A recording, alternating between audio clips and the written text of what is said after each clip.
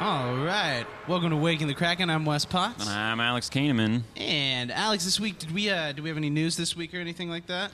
Yeah, the Supreme Court ruled that the police or the government must have a warrant to access anyone's personal location data on a mobile device.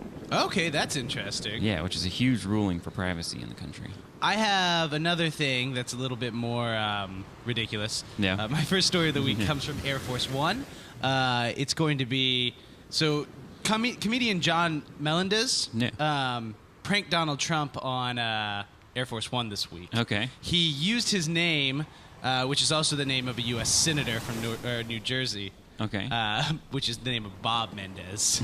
Okay. And somehow he got a hold of Jared Kushner, which is the son-in-law to Donald Trump, who had Donald Trump call him back. Oh. And the reason I think they got it called back is Bob Kushner is a very big proponent of immigration reform.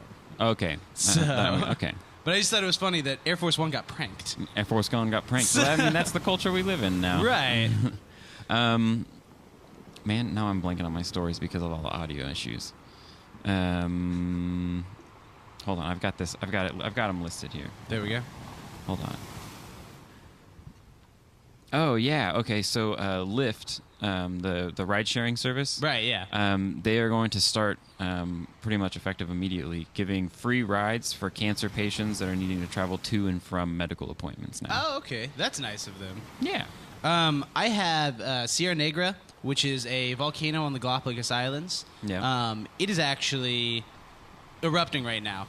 Ooh. Yeah, which means that tourism to obviously that particular island in the Galapagos chain is closed, but 15 people were evacuated. I don't think I read anything about this like controversy or a casualty or anything like that, but Yeah. And then also a school in France that decided to make a policy of absolutely no cell phones. Mm-hmm. Basically, like all of the students have reported back that they feel like their relationships with their friends are stronger. They feel like they're more excited to be at school when they're there, and they feel like their phones were actually like ruining their lives before.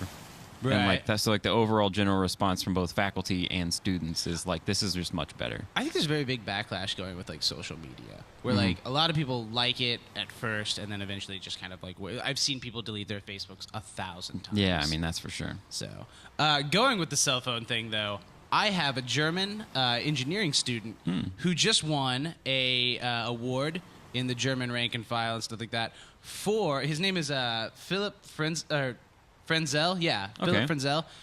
His invention for the cell phone is a case that has a built-in airbag for when you drop your phone. It actually is like this yeah. idea for like where it has these prongs that will like, so obviously I'll show you this.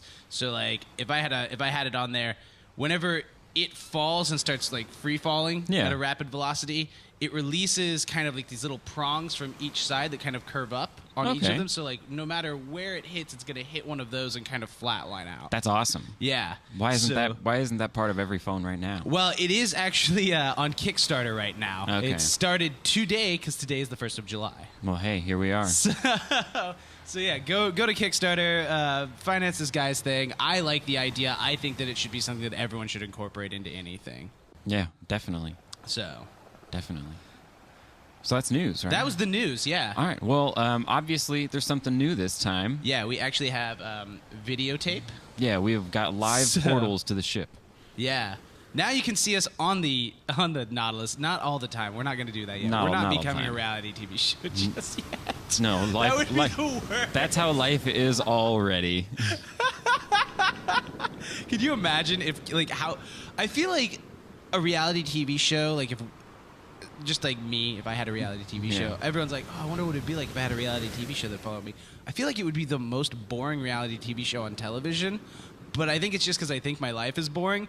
I just want to see what kind of twist and turns they put in it. Oh yeah, how they over dramatize Yeah, it. I just want like to hire a crew for a week to follow me around just so I can see the first episode. Heck yeah, Just so dude. I can see what it would be like. I just want a pilot. That's it. Yeah, I just want a pilot of like someone following me around, and then like, yeah, just to see And then I really, I don't even care about the people following me around. I want the editor. That's all I really want. Is I want the footage to already be done, and I want the editor because I really want to see just how he edits this drama into my life. It's like people looking. I think that's a lot of ones that I see a lot of times because I was watching. Me and Chloe this week were watching MasterChef. Okay. And so like the idea of MasterChef is it's constant drama while you're cooking. Right. Yeah. So. And that's I always like how those like people like whenever they're or like whenever you watch like Iron Chef, they like look like they're really into like beating the other person, but like they make these things that are completely different and like have like completely different processes that are involved in making them and actually take totally different amounts of time, and they have as much time as they need to cook it in all actuality. But they just chop it up to make it look like super fast. Time's coming up. We're getting near the end. It's like that one like 10 seconds, like Gordon Ramsay yelling it kind of thing. Yeah, and exactly. It's just like you got a bunch of people just like doing all kinds of things. You're like, there's no way that anyone's like still flambeing a steak at like exactly. And there's no way Gordon Ramsay has been there the whole time counting just down, standing around. Yeah. I watched that. That was really funny because like Chloe had never seen it, so obviously I watched most of the seasons because I like watching the cooking.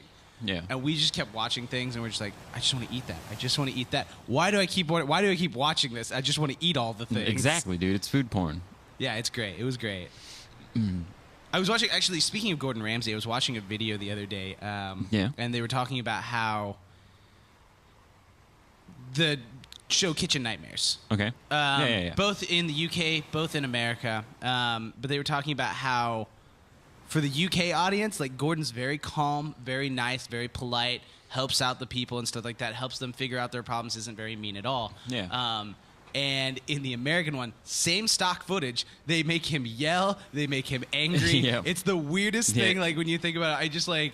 I think that's the funny thing is they were talking about like the differences between American and British audiences just in general, and that was one of their big things. But I was like, I don't know if I would watch, and this is speaking as an American, I don't know if I would watch a show that's just really docile about a guy who's like a nice, cool chef that goes and he's like, hey, yeah, fix this kind of thing. I want him to be fucking mad about something. Be like, this is disgusting. Exactly. He needs to be in there screaming and telling them what they're doing wrong and how they're fucking up. Otherwise, it's not that entertaining. I want the heartwarming moment at the end where he's like, you guys did great. Like, absolutely. Like that. But like, I just want him to yell. Like, that moment's just way more rewarding if 30 minutes ago he was screaming about how he was going to fucking leave them in the dirt if they didn't change their shit. Right. Like that's the best part. It's like you just see how angry he gets and then how at the end how heartwarming it is. Yeah. It's way better. To me at least. Oh, no, I agree. I fully agree, yeah. Yeah. That's because American things are just better. No, not that's not true. necessarily. Not true. I'm a very big fan of British comedies. I am too. I just like the subtlety of all of them. But yeah, like I just wanted to say something really divisive this episode. Yeah. I think. Well, in that video too, they were talking about this, and they were talking about how one thing that Americans do have a gamble on, which we would see as a positive, is being positive.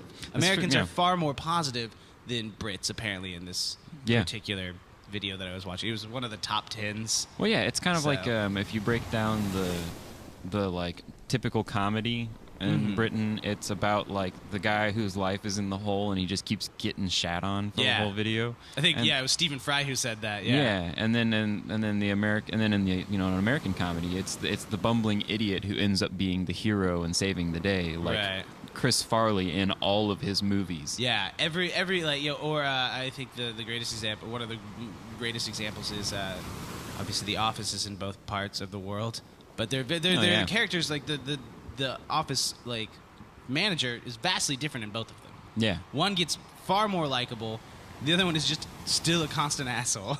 Yeah, I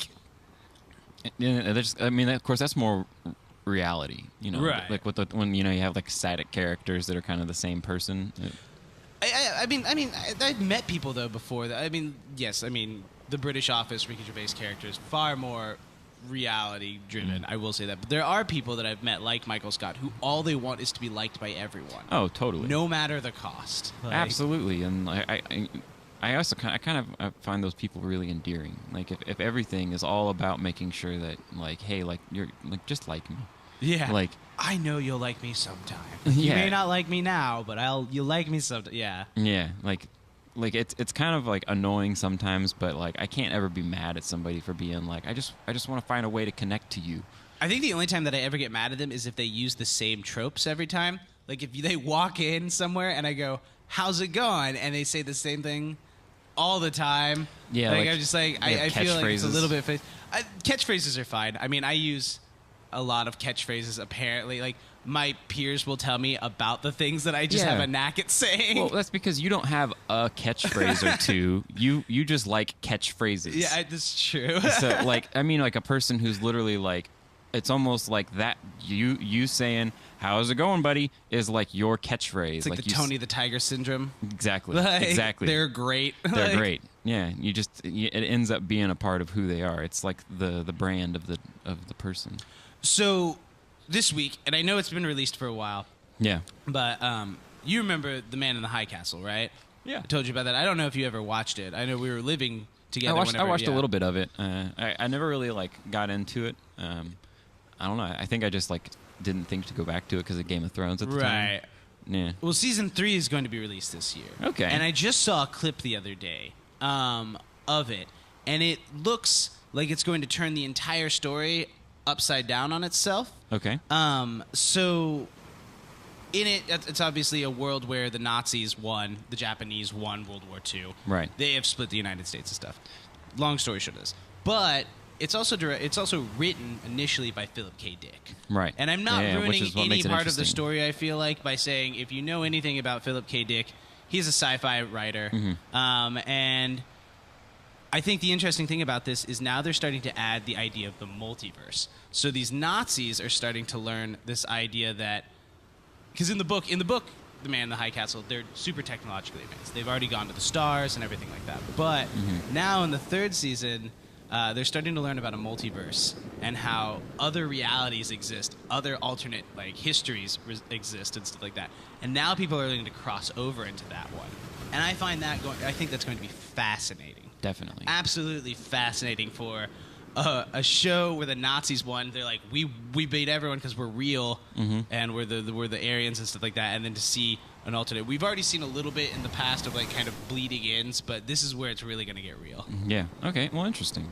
Because like bringing in multiverse to a show is a good way to make it very confusing and to expand it for a long time. Oh, for a very long time. For like that's a good way to like they'll never be able to like really run out of ideas because everything's fair game at that point. Yeah. The only thing that's going to kill them is if it gets repetitive. Exactly. Yeah. I mean, they're basically taking the Rick and Morty route to endless entertainment. Right. I love Man in the High Castle. I love alternate histories. So, like... You know, I've been watching a lot of videos of, like, film critics just, like, talking about different films. Oh, yeah? And there's this one that in particular... You know the channel? There's a YouTube channel called Just Right. I think it's popped up whenever I've watched Nerd Writer. Yeah. Like, he kind of does the same thing Nerd Writer does. But like he like has a slightly different approach to it, where he's like bringing a little bit more philosophy into the concepts. Yeah.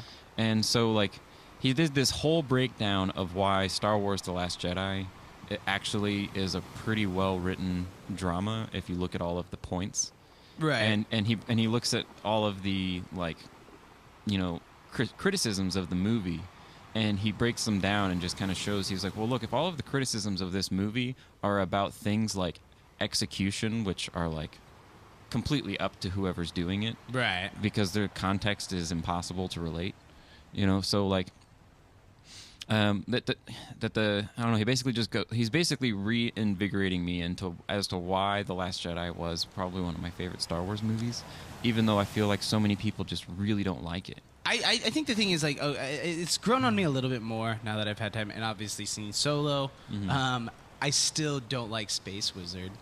Like, Space Wizard makes me upset. Like, but I won't go into that for people that haven't seen it. Like, I don't want to spoil anything for them. But as soon as you know, YouTube, I'm calling you out. As soon as you see the Space Wizard, you'll know exactly what I'm talking about. Yeah, I mean, that scene is what it is. I'll give it that. Like it's a short misgiving. It's a lot worse than the Ewoks. I don't know if I would go. I mean, like, obviously, Jar Jar Binks is clearly the worst mistake. Yeah, absolutely. I feel like eventually in that new podcast, like the RPG one that I'm doing, that's set in the Star Wars universe, Bin is going to be a monster and bring a Gungan in, and it's just going to get ridiculous. He's not going to. He better. I just feel like he'd be a monster to do it. He better. Because then he'd have to talk like him the whole time. Oh, God. I bet, yeah, or Callin would do it or something like that. So what's new with you, Alex? It's been a week since I've like seen you really and stuff like that. Anything? So, I mean, I've rearranged the room. Yeah. That took a good day. We spent a day cleaning the house and getting ready for rearranging said room. I played some music. I recorded my Dungeons and Dragons podcast on Tuesday. Nice. And then for the most part, I've been trying to get things together to get prepared for the wedding, which has just been a lot of work. But almost done. Yesterday we went down to Devil's Den in Arkansas. Okay. And we went and checked that out, and just took a day to drive around and see stuff. There's a Lululemon down there, which Kaylee really likes, so we went into that and saw that. But for the most part, I've really just been kind of like planning and prepping and getting ready, trying to get all this working right. And yeah, you did get the YouTube channel set up. Yeah, and I got awesome. the YouTube channel set up with all of our episodes uploaded. So like it's just mainly working, right? Just doing that kind of stuff. And my life, it's been like pretty straightforward for this last week, I guess. Yeah. I played music again, but that feels good. No, that's something that good. You haven't done in a while. It's been a long time since I've like sat down and played music with somebody. Yeah, you've built a lot of songs and stuff like that, but like you haven't actually. I know you played the mandolin, I think, one time when I was like living with you, but I can't actually recollect. Oh, you played with Daniel a couple times on guitar when you were teaching him as well. Yeah, a little bit like that, but nothing too crazy. Yeah. Yeah. Well, what about you? What's been new with you this week? This week I've been really busy this week. Obviously, like Saturday, me and Chloe were going to go to a Renaissance festival, but it rained all day, so we didn't get to go.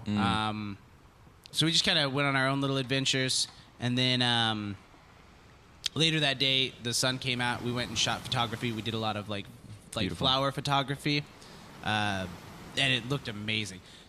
It was great. Like, I really enjoyed it. I did architecture photography. She did flower photography kind of thing, so it was really interesting exploring like different like kind of textures and everything. Definitely.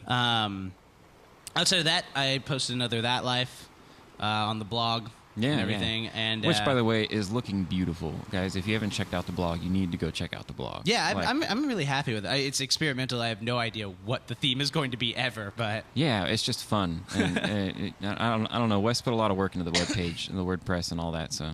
But other than that, I've been trying to listen to a lot more music recently. Yeah.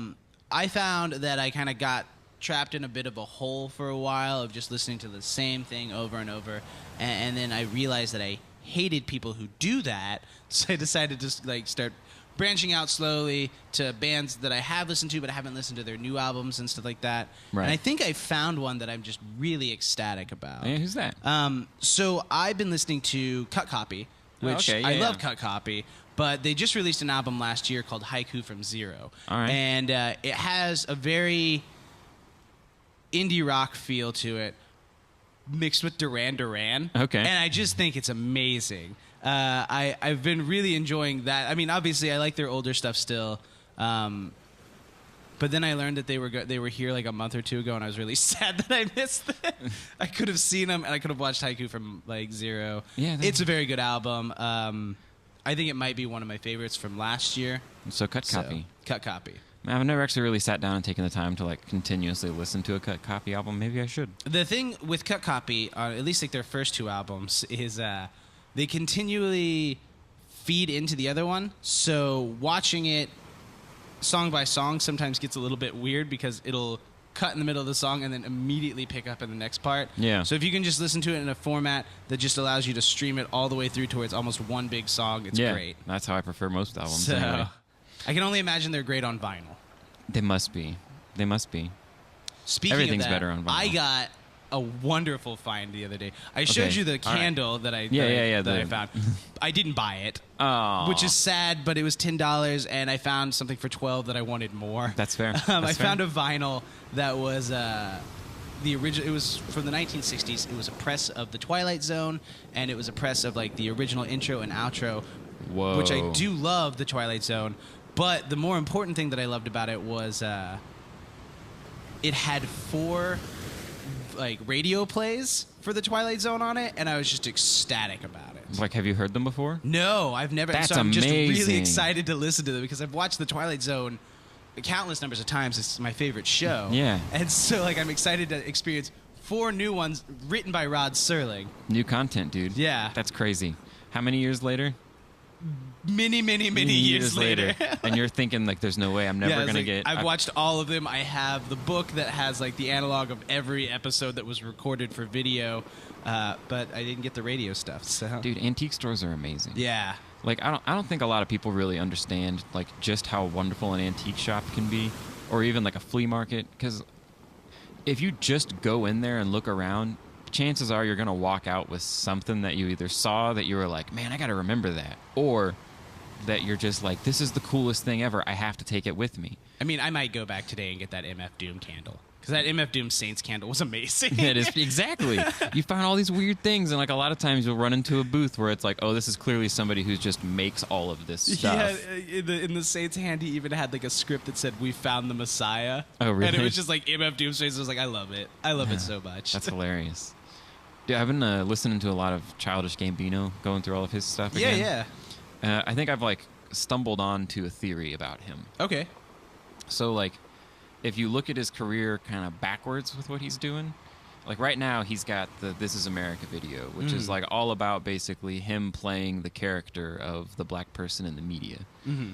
And then if you go back an album, he's doing kind of, with Awaken My Love. Yeah. He's doing this whole kind of like 1970s, like 1960s soul and funkadelic Like Motown, inspired, like stuff, yeah. exactly, inspired album.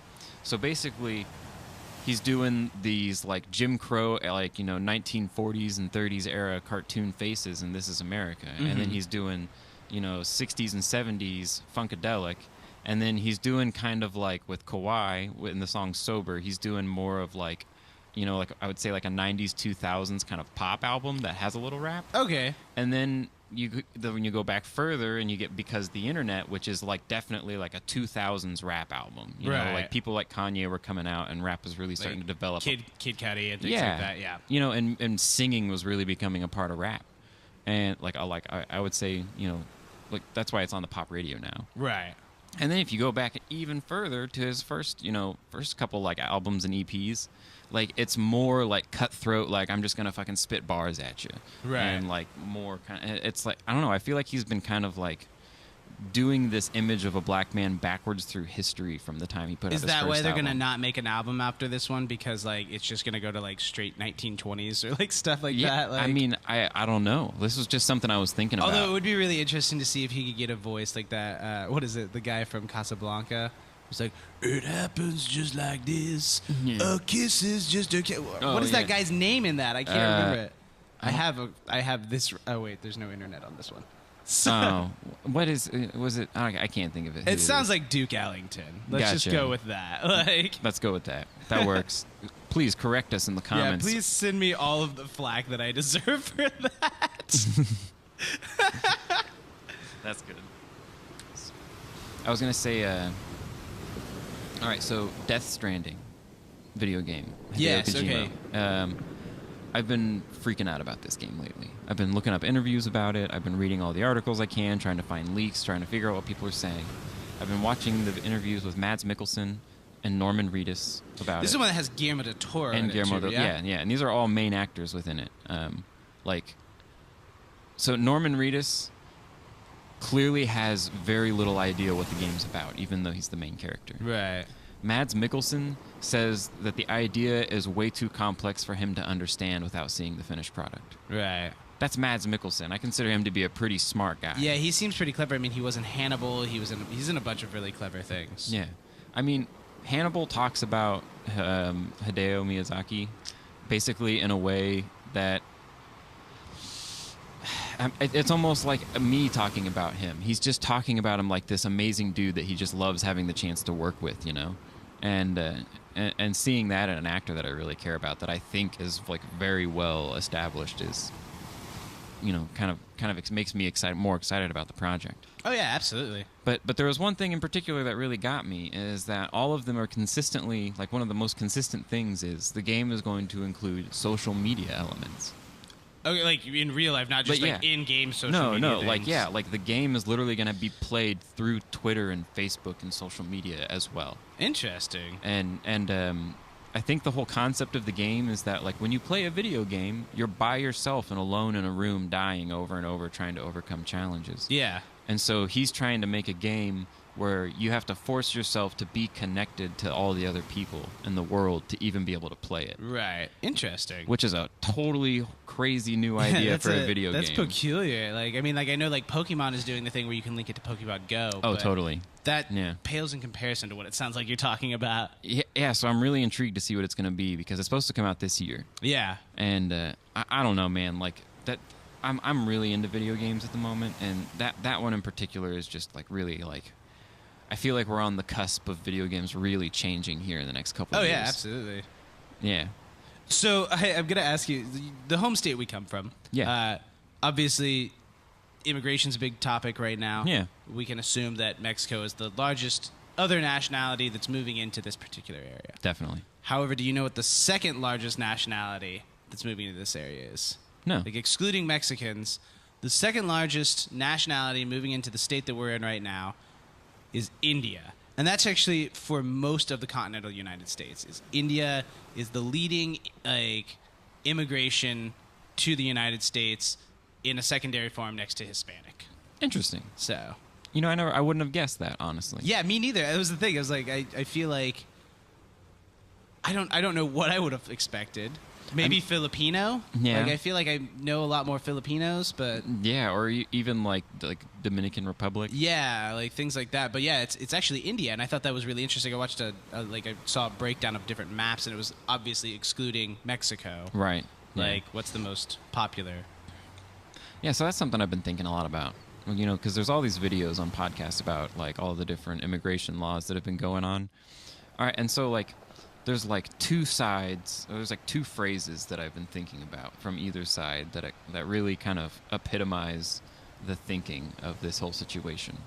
I feel like there's the people who say, if two parents have some kids and they are natural citizens and they do something that the government deems they need to go to prison, those kids go to foster care or to family. Right.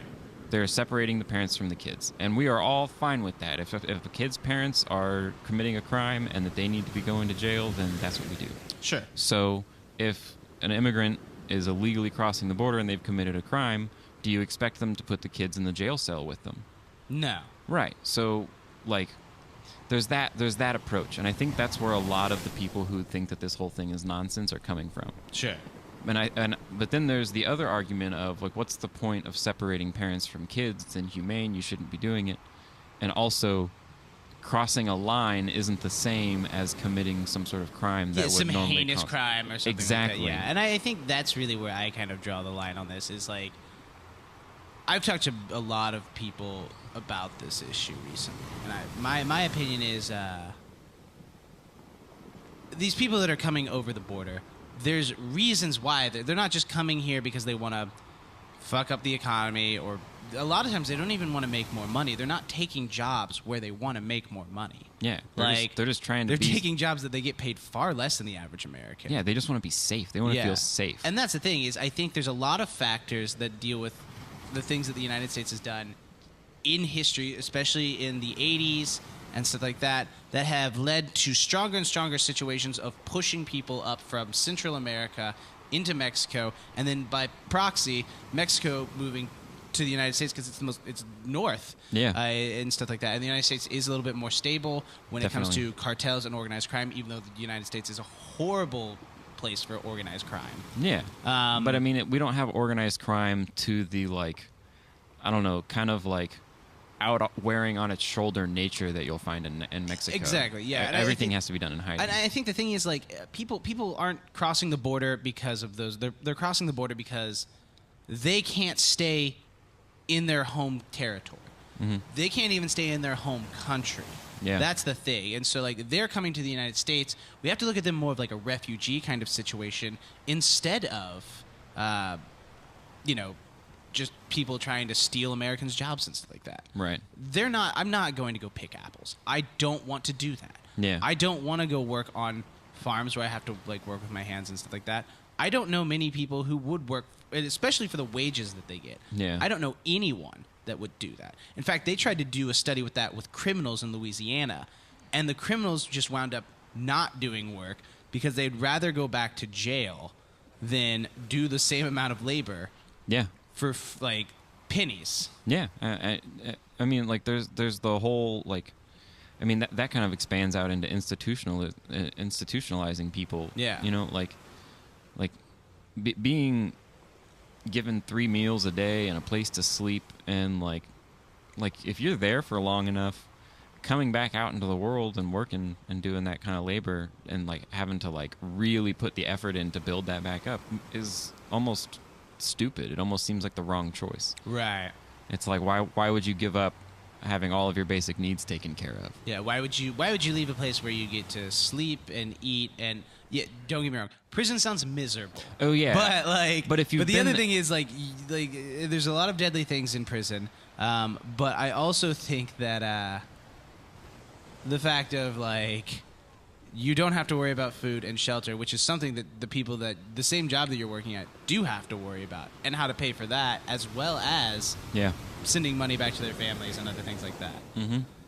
Yeah, it's crazy to me. Like, I don't know. I'm glad that there's been enough pushback from the country on the issue to basically force Donald Trump to take action. Right. And that shows more than anything that even if Donald Trump doesn't agree, or there's some sort of weird controversy about the topic, or like maybe he's the one doing it, he's willing to say, you know what, this is overwhelming. How many of you guys are saying this is wrong? So let's just fix it. Oh yeah. Which is impressive. Like, I'm trying to like always look at his presidency through a different lens every time I see something new happens. Speaking of which, a big one is the whole Korea thing. Yeah. Do you remember whenever he was putting all the warmongers behind the, in the cabinet with him? Yeah, yeah. And he was like selecting all of his people, and everyone was freaking out because he was picking like ex-generals and people who were known for like military tactics. What if he was just scaring the shit out of Kim Jong-un the whole time? What if he was like, oh, look at all these people he's bringing around him. He's like, this guy's gonna blow us up. And so then they start having warlike rhetoric for a while, and then he freaking does the thing that Asians do whenever we set up peace summits with them, which is at the last minute say, no, we're going to cancel. He did that before they had a chance to do it to anybody, which they have historically done over and over again. And it's like, so they just, what if he was the perfect person to He's freak like, he's with just bluffing them. He's like studying he's just been reading like, what is it, The Art of War. Like, Yeah. he's just studying this, and he's just like, all right, I need to do what my enemy is going to do to them before. That'd be ingenious. I would love to see that. Yeah. Like, Because like, that's kind of what it seems like has happened, even if he didn't intentionally do it. I was going to say, I think it's the American comedy once again. He bumbled his way into he freaking bumbled his way into genius. I don't know. But yeah, I mean, like, I don't think he did it on purpose. I think it was just happenstance that it did that. Like, I mean, if it came or out, you're drawing a lot of correlations, which are just immaculate correlations. Yeah, I mean, yeah, they are. Yeah, I do really think that maybe he didn't come up with that, but it sounds. But he'll definitely good. take credit. It for sounds good. I don't know. Like, you should tweet him that and then see if like he's just like, I had that planned the whole time, Alex. Yeah. Perhaps maybe you'd like to be a judge. Yeah, right. Oh, dude, maybe I can be one of his warmongering advisors. Yeah. And you'd be like, let's do it. Let's do Let's it, go man. to war with something stupid. The whales. Yeah. Nuke the whales because something needs to be nuked. Blast the whales. We got to get rid of them. Yeah. What do they do for us? We've been saving them for too long. What have they done for us? I think that they're trying to form a kingdom under the sea to overthrow the land. They're just unhappy that they're not land mammals. Donald Trump, they're in league with the dolphins, and you know that I think they have an agenda. Well, I think the dolphins are a lot smarter than we are. I do too. That's why I'm worried about them. I'm definitely worried about them. I mean, seriously, if one day they decided, hey, let's start fucking with humans. They already do that. No, I mean like even more so. Oh, you just like as a large scale assaults on humans. Yeah, they were like, let's just start like always pulling them under the water and scaring them, but then never hurting them. I feel like this is so. There's the movie The Meg that's coming out, which is basically just giant jaws. Oh yeah, I think that you should just write one with dolphins where they get fed up of people and they just attack, and it's like. Yeah, it would just be the worst B movie ever. It'd be great. It would make people scared of dolphins. It'd be called So Long and Thanks for All the Fish. Yeah, or like Bottlenose. Bottlenose. It just scares the shit out of people. That does sound kind of menacing, Bottlenose. Yeah, Bottlenose. Like, Yeah. It sounds like a horror monster. It does. So I was watching this. So there's this theory that I was looking at, a historical theory, the other day, and it was so how a Roman legion wound up in China, I guess, is this theory. There's not a lot of evidence. There's only one guy who ever came up with this idea, and there's plenty of other explanations for how this happened. But Cassius, who was in the first triumvirate, or Crassus, that was his name. Crassus, who was in the first triumvirate, fought the Parthians. Parthians beat him. They took prisoners of war into what is the old Persian Empire. Okay. And then somewhere along the lines in this theory, the Parthians allegedly had a script that writ it down that said that they had moved these prisoners of war all the way up to close to Afghanistan's modern borders. Which is a very large trade post for China. But anyway, they said that like they drew this large scale correlation between China having a little thing about how there was this one legion, or there's this one group in their army that used a fish scale pattern, which is, if you've seen Gladiator and stuff where they put the shields up and everything like that, the tortoise shell kind of thing. It's called the fish scale pattern, which is very vague but also very Roman. Yeah. And so the correlation was drawn that these legions were moved to close to China. They joined the Chinese army and fought in the Chinese army against people and stuff like that. That's awesome. Which is not a very like strong theory, seeing how one person's ever come up with it, but it is an amazing movie. It's an amazing, amazing movie. That sounds I fantastic. just want it to be the movie. That sounds awesome. I want that to be a movie too. Yeah. Yeah, I'll get it. I know. Because that's almost all my talking points in there. Yeah.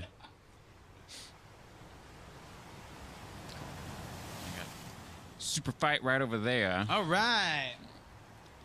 Let's move on to the fight. So yeah, that's my movie that I want someone to make for me, or maybe give me a lot of money to make. It'll happen. I feel very strongly about I it. feel very strongly that you'll make your Roman Chinese epic. All right. So here we are. We got Mike Tyson armed with a rocket launcher. Fighting a child beauty queen, or beauty pageant queen, that can stretch like rubber. Did we have any votes for this one? Any comment? Did Tyson win this one last week? I think he did. Okay. Yeah. Because he's the heavyweight champion of the world. Right. Wait. I thought Tyson went up against...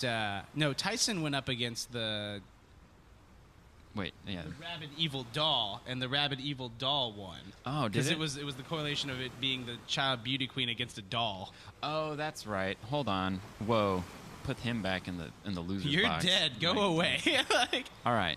so this is what we had. The evil doll that is rabid versus the child beauty pageant queen that can stretch like rubber. Okay, that's right. Okay. Did we have anybody? I had no one. I didn't even text anyone. I didn't even call anyone. Do you want to call someone? That was really fun the last time we did it. Yeah, let's call somebody. Who do you want to call? Let's call... Let's call Ben. Let's call Ben. He was just on. He was just on. He'll know what to pick. I think he's setting up right now too. This is gonna be great. Perfect. Well, while that's happening, so, living on a boat is rough. We've experienced seasickness pretty regularly, and Wes and I like to race to see who will puke first sometimes. I take Tums. Yeah. Oh, Hey Ben, I've got a question for you. You're on Waking the Kraken right now, by the way. Oh. I need to know who you think would win in a fight. Yeah.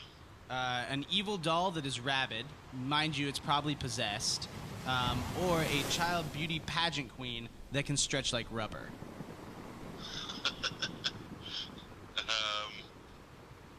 Evil doll. Evil doll? Doll beats kids. Evil doll beats children 9 out of 10 times. You know what? That's a logical conclusion. I believe it. All right, Ben. Thanks for your help. See ya. All right, bye. All right, so the evil doll one. Once Evil again, doll evil win. doll came out on top. Put that freaking beauty pageant queen in the All right, box. beauty pageant queen, go away. Now, who is its opponent? A secret agent. All right. What is the secret agent's? The secret agent who just drank 5 energy drinks. Oh. This he's amped to fight this amped. doll. He is amped to fight this doll and using every one of Q's weapons against this doll. And that was not an ad placement. Yeah, that's not an ad placement. I'm sorry. Like, All right, so who do you think would win, guys? We got an evil doll that's rabid versus a secret agent who just drank 5 energy drinks. so personal story. One time I watched a kid drink 3 energy drinks back to back and then go on stage. Ooh. And the lights hit him and he just passed out. So I'm gonna go with the doll still. I think the doll's probably going to win The doll's still. probably gonna win, even though this guy's amped. He really needs to find something harder to do. Yeah, if the sun comes out, he might have a bad day. Yeah. All right. Well, once again, thank you for joining us on Waking the Yeah. Kraken. I'm Wes Potts. And I'm Alex Kahneman. Have a good night. Peace. Okay, goodbye.